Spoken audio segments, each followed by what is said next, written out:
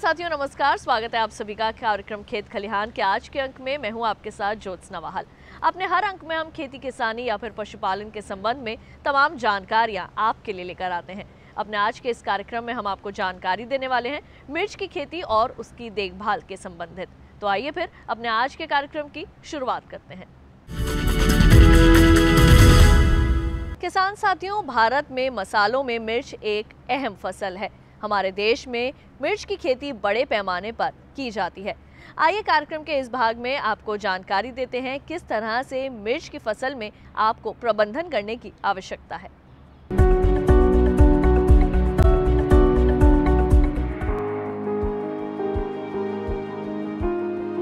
भोजन को स्वादिष्ट और पौष्टिक बनाने में मसालों का महत्वपूर्ण स्थान है। भारत मसालों का बड़ा उपभोक्ता है। साथ ही हमारा देश दुनिया का सबसे बड़ा मसाला उत्पादक भी है। हम जब मसालों की बात करते हैं तो ये लाल मिर्च के बिना पूरी नहीं होती। मिर्च की खेती भारत के अलावा एशिया के अन्य देशों तथा अमेरिका के उष्णकटिबंधीय क्षेत्रों में की जाती है। हमारे देश में मिर्च की खेती उत्तर प्रदेश, उत्तराखंड, पंजाब, महाराष्ट्र, आंध्र प्रदेश, तमिलनाडु, पश्चिम बंगाल में बड़े क्षेत्रफल में की जा रही है। लाल मिर्च का उपयोग हम कई तरह से करते हैं। इसकी सूखी फली को मसालों के रूप में तथा पिसी हुई मिर्च के पाउडर का खाने में उपयोग करते हैं। भोज्य पदार्थों में मिर्च को गर्म माना जाता है। वनस्पति विज्ञान में लाल मिर्च को कैप्सिकम परिवार का सदस्य माना जाता है। इसमें कैप्साइकिन पाया जाता है।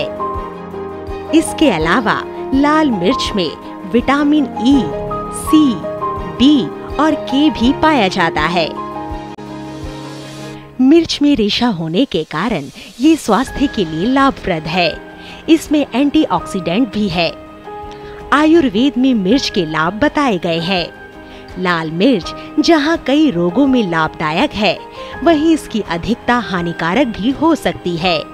इसलिए खाने में मिर्च के संतुलित उपयोग की सलाह दी जाती है। मिर्च की खेती मुख्य रूप से काली मिट्टी में होती है। काली चिकनी दोमट मिट्टी में भी कहीं कहीं खेती की जाती है। सिंचाई का अच्छा प्रबंध होने पर हल्की बलुई मिट्टी में मिर्च की खेती की जा सकती है। मिर्च के लिए मध्यम तापमान उपयुक्त है। अच्छी फसल 10 से 30 डिग्री सेल्सियस तापमान में ली जा सकती है। फसल के लिए बरसात औसत होनी चाहिए। अधिक वर्षा से मिर्च को नुकसान हो सकता है। किसान भाइयों, मिर्च सब्जी फसलों में एक प्रमुख फसल है। इसमें विटामिन, खास करके विटामिन सी तथा मिनरल्स काफ़ी अधिक मात्रा में पाया जाता है। इसके कई औषधीय गुण भी है। भारतीय कृषि अनुसंधान संस्थान ने मिर्च के कई प्रजातियां निकाले हैं। जैसे अगर हम पूसा संस्थान, हमने मिर्च के 2 किस्म निकाले हैं। एक है पूसा ज्वाला, ये काफ़ी अच्छी किस्म है। इसके मिर्च काफ़ी लंबे होते हैं, हल्के हरे रंग के होते हैं, काफ़ी अधिक उपज देती है। करीब 120 से 130 क्विंटल तक इसकी उपज है। तो ये मरोड़िया निरोधी किस्म है। इसमें मरोड़िया जैसी बीमारी काफ़ी कम लगती है तथा ये चेपा तथा सफ़ेद मक्खी भी इसमें काफ़ी कम लगती है। जो दूसरी किस्म हमारे संस्थान ने, पूसा संस्थान ने निकाली है, वो है पूसा सदाबहार। ये काफ़ी अच्छी एक किस्म है। इसमें मरोड़िया बहुत ही कम लगता है तथा चेपा तथा सफ़ेद मक्खी भी इसमें काफ़ी कम लगता है। यहाँ मैं बता दूं कि सफ़ेद मक्खी तथा चेपा ही मरोड़िया, यानी कि मरोड़िया एक विषाणु रोग है, वायरस की बीमारी है, इसको फैलाते हैं। तो ये जो किस्म है, ये दोनों ही बरसात के लिए काफ़ी उपयुक्त है। इसके अलावा दूसरे संस्थानों ने भी काफ़ी अच्छे किस्म निकाले हैं। हमारे बनारस में एक संस्थान है, भारतीय सब्जी अनुसंधान संस्थान, वाराणसी में है, बनारस में है। उनकी भी काफ़ी अच्छी किस्म है। काशी अनमोल है एक किस्म और काशी सुर्ख दूसरी किस्म है। हमारे जो किसान भाई दक्षिण भारत के हैं, तो हमारे दक्षिण भारत में हमारे बेंगलोर में एक संस्था है, Indian institute of horticulture research. तो उन्होंने भी काफ़ी अच्छे कुछ संकर किस्म भी निकाले हैं, जैसे अर्का मेघना है, अर्का श्वेता है, इसके अलावा कुछ दूसरे भी किस्म हैं जैसे अर्का लोहित। ये काफ़ी अच्छे किस्म हैं जो किसान भाई पंजाब साइड से हैं, पंजाब के तरफ से हैं, उनके लिए भी पंजाब कृषि विश्वविद्यालय ने काफ़ी अच्छे और किस्म निकाले हैं। जैसे एक तो पंजाब सुर्ख है, इसके अलावा उन्होंने एक संकर किस्म भी निकाली है जिसका नाम है पंजाब हाइब्रिड 1। जो किसान भाई हमारे महाराष्ट्र से हैं उनके लिए राहुरी में जो उनकी जो विश्वविद्यालय है, कृषि विश्वविद्यालय है, उन्होंने भी काफ़ी अच्छे किस्म निकाले हैं, जैसे फूले ज्योति तथा फूले मुक्ता। तो ये कुछ अच्छे किस्म हैं। पंतनगर ने भी काफ़ी अच्छे किस्म निकाले हैं, जैसे पंत मिर्च 1, पंत C1, पंत मिर्च 2। तो ये काफ़ी अच्छे किस्म हैं जो कि किसान भाई लगा सकते हैं और काफ़ी अधिक उपज कमा सकते हैं। यह मैं बोल दूं कि ये जो IIHR बेंगलोर की जो संकर किस्म है अर्का मेघना तथा अर्का श्वेता, ये किसान भाइयों में काफ़ी ज़्यादा पॉपुलर हो चुकी है। जहाँ तक मिर्च को लगाने का सवाल है, देखिए मिर्च को हम 2 समय में लगाने की सिफारिश करते हैं। एक तो है बरसात की फसल, जिसको हम कहते हैं कि किसान भाई नर्सरी बना ले जून में और जुलाई में इसकी रुपाई कर दे। ये जो समय है ऐसे तो काफ़ी अच्छा है, लेकिन इसमें दिक्कत यही है कि इसमें मरोड़ियाँ बहुत आ जाती है, क्योंकि बरसात के मौसम में नमी बहुत ज़्यादा होती है, वातावरण में नमी बहुत ज़्यादा होती है, तो उसमें मरोड़िया बीमारी आ सकती है, चेपा आ सकता है, सफ़ेद मक्खी आ सकती है। तो इसमें किसान भाइयों को निरंतर छिड़काव करना पड़ेगा। शुरू में तो वो रासायनिक कीटनाशक की दवा छिड़काव कर सकते हैं, बाद में वो जो भी जैविक कीटनाशक है जैसे नीम की खली हो, नीम का स्प्रे हो, नीम का काढ़ा हो, ये भी स्प्रे कर सकते हैं। तो ये जो बरसात की फसल है वो अभी आखिरी पड़ाव में है।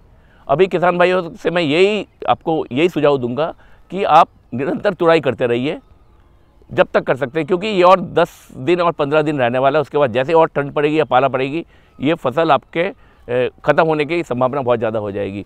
तुड़ाई करते रहे और पाला से बचने के लिए हल्का पानी देते रहे।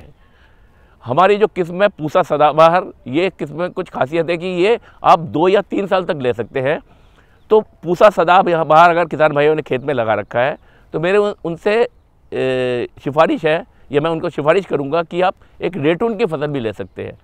इसको आपको क्या करना है कि अभी तक तो हल्का पानी देते रहे, और जैसे ही पाला पड़ने का संभावना कम हो जाए, यानी कि फरवरी के महीने में, तो आप पूरे खेत को अच्छी तरह गुड़ाई कीजिए। गुड़ाई करने के बाद पौधों में जो भी अवांछनीय फल है, रोगग्रस्त फल है, पत्ते हैं, टहनी है, उसको सिकेटियर, कोई जो सिकेटियर है वो काफ़ी तेज़ धार वाली होनी चाहिए ताकि पौधों को नुकसान ना पड़े, उसको चारों तरफ से काट लीजिए। काटने के बाद आप हल्का पानी दीजिए। पानी देने के बाद यूरिया देते रहिए, यूरिया प्लेस कीजिए पौधों के चारों तरफ। जब पर्याप्त मात्रा में नमी रहे खेत में तभी आप यूरिया दें। तो आप देखेंगे कि मार्च के शुरू में जैसे ही थोड़ा तापमान ज़्यादा बढ़ेगा, इसमें फुटाव आने लगेगा, और आपको एक जो फसल है बहुत जल्दी अप्रैल के शुरुआत में या मार्च के आखिर या अप्रैल के शुरुआत में आपको मिर्च की एक अच्छी फसल मिल सकती है सदाबहार से। हाँ, ये बात ज़रूर है कि पहली फसल जो है उसमें बहुत ज़्यादा उपज होता है, दूसरी फसल में उतनी उपज नहीं होती, लेकिन चूँकि ये बेमौसम की फसल है तो किसान भाई इसमें काफ़ी अधिक आमदनी ले सकते हैं। तो किसान साथियों, अभी आपने जाना मिर्च की फसल की देखभाल के बारे में। कार्यक्रम में फिलहाल वक्त हो चला है एक छोटे से ब्रेक का। ब्रेक के बाद जल्द लौटेंगे वापस। आप बने रहिए दूरदर्शन किसान पर, देखते रहिए कार्यक्रम खेत खलिहान।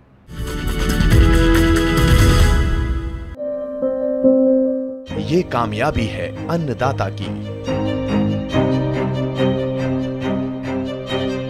एक कहानी है खेत और खलिहानों की। कैसे करें अपने पशुओं की देखभाल, जानिए गांव-गांव के किसानों का हाल। देखिए गांव किसान, सोमवार से शुक्रवार दोपहर 12 बजे।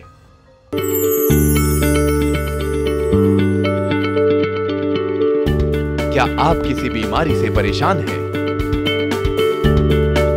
चाहते हैं डॉक्टर की सलाह? तो हम हैं आपके साथ, बताएंगे आपको जीने की राह।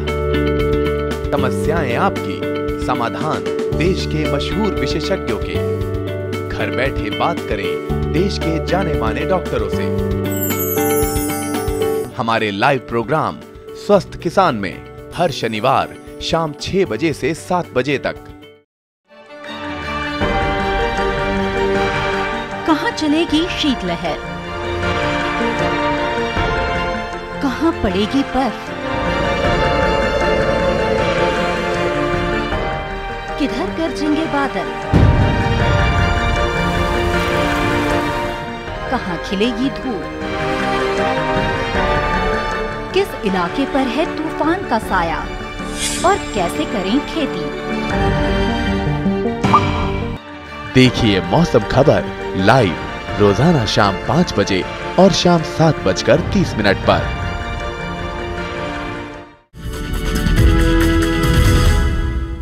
ब्रेक के बाद एक बार फिर आप सभी का स्वागत है कार्यक्रम खेत खलिहान में। किसान साथियों, आगे आने वाले समय में आप मिर्च की खेती कर सकते हैं। किस तरह से आपने करनी है मिर्च की खेती, आगे आने वाले समय के लिए कैसे तैयार करनी है मिर्च की पौध, आइए इसके बारे में विस्तार से जानकारी लें।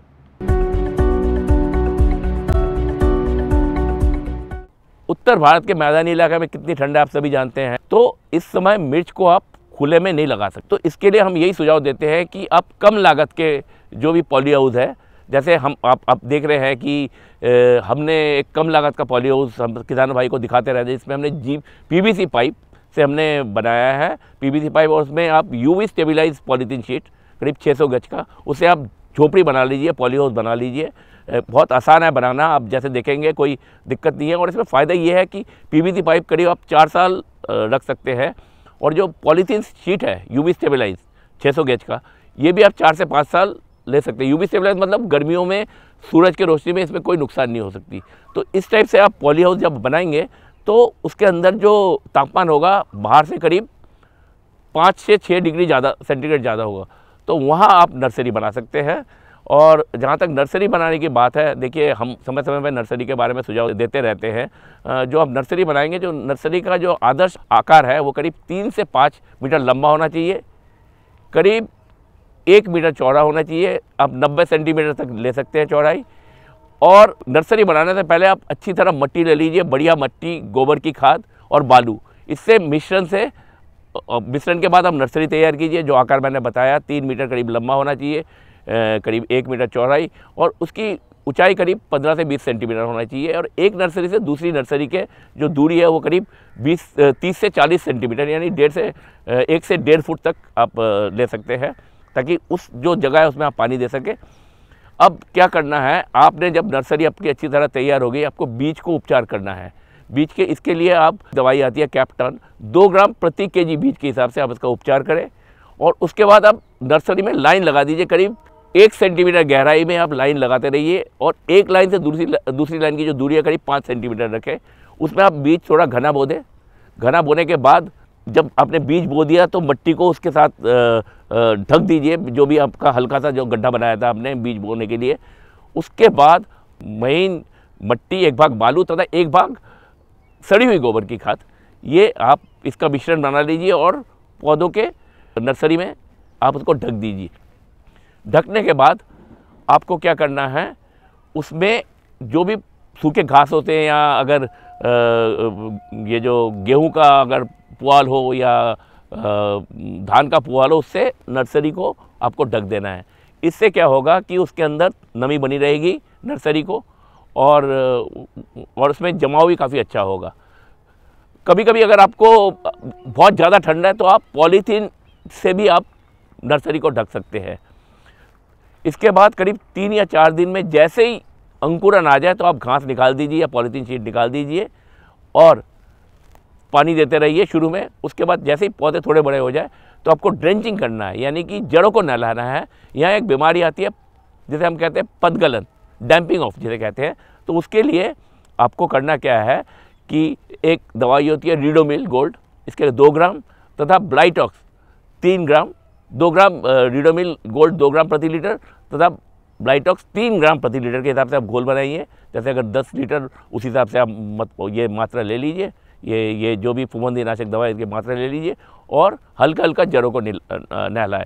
साथ साथ कभी जब आप बुआई करते हैं तो काफ़ी ज़्यादा आप, क्योंकि मिर्च के जो बीज काफ़ी छोटे हैं तो काफ़ी घना हो जाता है, तो आप अवांछनीय पौधे को, या जो पौधे बहुत ज़्यादा पौधे हो गए, उनको थिनिंग कीजिए। आराम से करीब एक पौधे से दूसरे पौधे में आधा सेंटीमीटर डिस्टेंस रहे, ऐसे करके जो भी अगर आपको लग रहा है बहुत ज़्यादा पौधे आ जा रहे हैं एक साथ तो उनको निकाल दीजिए। तो थिनिंग भी बहुत ज़रूरी है। इसके बाद करीब, क्योंकि ये पॉली हाउस में आप ये नर्सरी बना रहे हैं, इस समय 1.5 से 2 महीने तक मतलब पौधा तैयार हो जाता है। गर्मियों में तो 1 महीने में पौधा तैयार हो जाता है, लेकिन इस मौसम में पॉली हाउस के अंदर भी करीब 1.5 से 2 महीने में पौधे तैयार होते हैं। तो जैसे ही पौधे तैयार हो जाएंगे, मार्च के शुरू तक आपके पौधे तैयार हो जाएंगे, तब तक पाला पड़ने का संभावना बिल्कुल ख़त्म हो जाती है। तो उसको आपको खेत में रुपाई करना है। इससे पहले एक चीज़ आपको ध्यान देना पड़ेगा कि एक हार्डनिंग होती है, पौधों को हार्डनिंग करना बहुत ज़रूरी होता है। तो इसलिए रुपाई से पहले आप करीब 3-4 दिन नर्सरी में कोई पानी मत दीजिए, नर्सरी को सूखा रखिए। और जिस दिन आप रुपाई करेंगे उस दिन जब बाहर रुपाई करेंगे तो आप जैसे ही पौधे निकालेंगे, पौधे को सीधा रुपाई मत कीजिए। पौधे को जो भी आप खेत तैयार करेंगे खेत में गाड़ दीजिए अलग अलग जगह, 1 या 2 दिन रहने दीजिए, क्योंकि पॉली हाउस का वातावरण एक होता है और बाहर का वातावरण दूसरा होता है। तो अगर आपने सीधा पॉली हाउस से पौधे को खेत में रुपाई की तो उसमें पौधे के मरने की संभावना बहुत ज़्यादा हो जाती है। तो आप उसको पहले तो 3-4 दिन के लिए सिंचाई मत दीजिए और उसके बाद पौधे को उखाड़िए। उखाड़ने के बाद गाड़ दीजिए अलग अलग जगह पे, और तो उसके बाद आप रुपाई कीजिए। तो इसमें आपके पौधे स्वस्थ रहेंगे और पौधे चल भी निकलेंगे। कभी कभी आप, आजकल हम कहते हैं कि पोट्रे आते हैं, छोटे छोटे पोट्रे आते हैं, उसमें भी आप नर्सरी तैयार कर सकते हैं। छोटा, उसमें करीब आप 4 से 5 सेंटीमीटर गहराई के जो छोटे पोट्रे होते हैं उसमें आप या एक भाग हम कहते हैं कोकोपीट, 3 भाग कोकोपीट, 1 भाग पर्ललाइट या 1 भाग वर्मिकुलाइट का एक मिश्रण बना के आप नर्सरी में दे सकते हैं। लेकिन कभी कभी पर्ललाइट या जो वर्मिकुलाइट मिलता नहीं है किसान भाइयों को, तो कोकोपीट तो ज़रूरी है। कोकोपीट कुछ नहीं है, नारियल का छिलका टाइप का है, बाज़ार में उपलब्ध है। उसमें आप करीब अगर 3 भाग कोकोपीट हो तो 1 भाग केंचुआ खाद जरूर मिलाए और उससे मिश्रण बना के आप जो भी ट्रे है उसमें भर दीजिए और उसमें एक एक बीज डालते जाइए और बीज को जरूर उपचार कीजिए। और जैसे जैसे ही जर्मिनेशन होगा उसमें तो उसमें ड्रेंचिंग कीजिए, जैसे मैंने बताया कैप्टफ से ड्रेंचिंग कर सकते हैं शुरू में। उसके बाद आप रीडोविल और ब्लाइटॉक्स से भी, जैसे मैंने बताया कि रीडोविल 2 ग्राम प्रति लीटर तथा ब्लाइटॉक्स के 3 ग्राम प्रति लीटर, इसका घोल बना के आप छिड़काव कर सकते हैं। तो मैं उम्मीद करूँगा कि जो भी चीज़ें मैंने बताया तो आप इसको ध्यान रखेंगे और गर्मी के शुरू में ही एक बहुत अच्छा फसल आप ले सकेंगे, क्योंकि मिर्च की जो डिमांड बहुत ज़्यादा है चारों तरफ। मतलब आजकल लोगों ने मिर्च बहुत ज़्यादा, क्योंकि मिर्च में विटामिन सी ज़्यादा होता है और लोगों की पसंद भी बहुत ज़्यादा है। तो आप इस टाइप से, अगर जैसे मैंने बताया, ये जो भी तकनीक मैंने बताया, आप इसको फॉलो करोगे और एक अच्छा फसल लोगे और एक अच्छी आमदनी लोगे। तो किसान साथियों, हमारे आज के कार्यक्रम खेत खलिहान में आपने जाना कि किस तरह से आगे आने वाली मिर्च की फसल की नर्सरी आप अभी तैयार कर सकते हैं। और साथ ही अपने आज के इस कार्यक्रम में हमने आपको ये भी जानकारी दी कि मिर्च की लगी हुई फसल में आपने किस तरह से देखभाल करनी है। हमारे आज के कार्यक्रम खेत खलिहान के इस अंक में बस इतना ही, लेकिन किसान साथियों, अगले अंक में फिर होगी आपसे मुलाकात कुछ और महत्वपूर्ण जानकारियों के साथ। तब तक के लिए मुझे दीजिए इजाजत। आप नजर डालिए कृषि सलाह पर। नमस्कार। कृषि प्रधान राज्य अरुणाचल प्रदेश में सदियों से की जाने वाले खेतों में बदलते समय के साथ ही बदलाव देखने को मिल रहा है। जिससे पहले हमारे राज्य के कृषक जहां सिर्फ चावल, सब्जियों और मसालों की ही खेती किया करते थे, अब नए नए फसल की खेती से हमारे किसानों में एक नया उत्साह और उमंग देखने को मिल रहा है।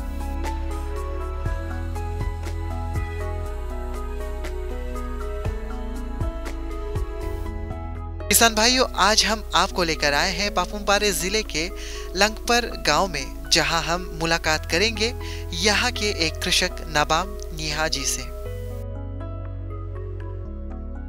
नाबाम निहा जी भी कृषि केंद्रित है, पर आज वे भी Arunachal bee and honey mission के एक प्रोग्रेसिव फार्मर हैं, जो शहद निकाल कर खुद उसका उपयोग तो करते ही हैं, साथ ही व्यापारिक तौर पर भी इससे आमदनी भी पा रहे हैं।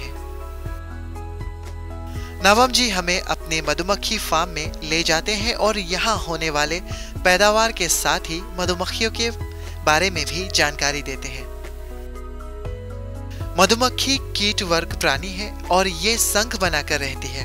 और हर संघ यानी कॉलोनी में एक रानी मधुमक्खी, कई सारे नर और कई सारे श्रम करने वाले मधुमक्खी पाए जाते हैं।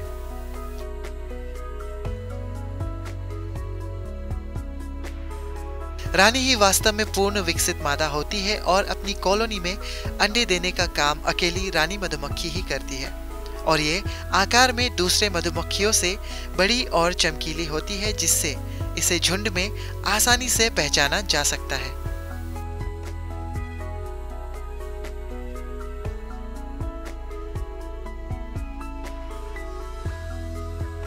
जंतु जगत में मधुमक्खी की प्रमुख 5 प्रजातियां पाई जाती है, जिनमें से 4 प्रजातियां भारत में ही पाई जाती है।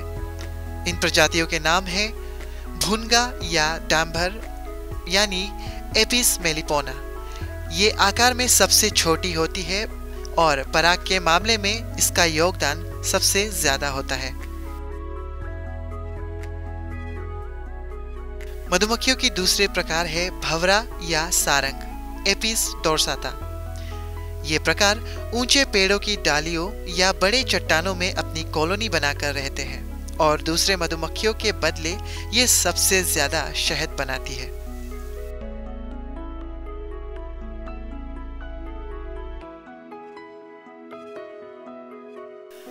पोटिंगा या छोटी मधुमक्खियां, जिसे एपिस फ्लोरिया भी कहा जाता है। इसका छत्ता काफी छोटा होता है, जिसे डालियों पर लटकता हुआ देखा जा सकता है और इस छत्ते से एक बार में 250 ग्राम से 500 ग्राम तक